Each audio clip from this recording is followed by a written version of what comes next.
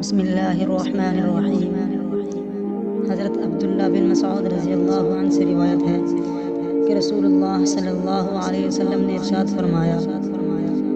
تم میں سے پہلے امتوں میں جب کوئی خطا کرتا تو روکنے والا اس کو دھمکاتا اور کہتا خدا سے ڈر، اور پھر اگلے ہی دن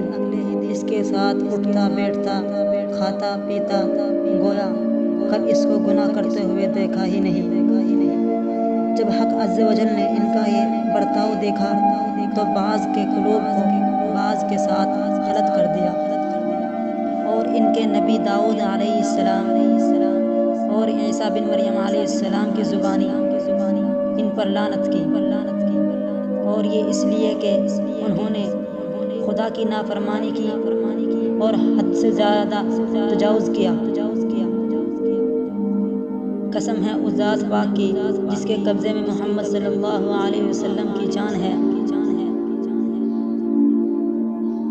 تم ضرور اچھی باتوں کا حکم کرو اور بری باتوں سے منع کرو،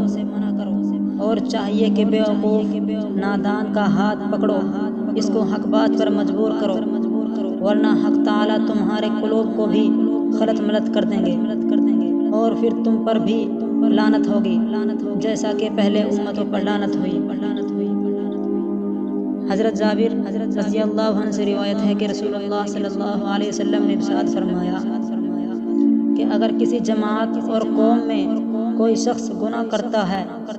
اور وہ قوم باوجود قدرت کے اس کو نہیں روکتی تو ان پر مرنے سے پہلے ہی خود حق تعالیٰ اپنا عذاب بھیج دیتے ہیں، یعنی دنیا ہی میں ان کو طرح طرح کے مصائب میں مبتلا کر دیا جاتا ہے۔ حضرت انس رضی اللہ عنہ سے روایت ہے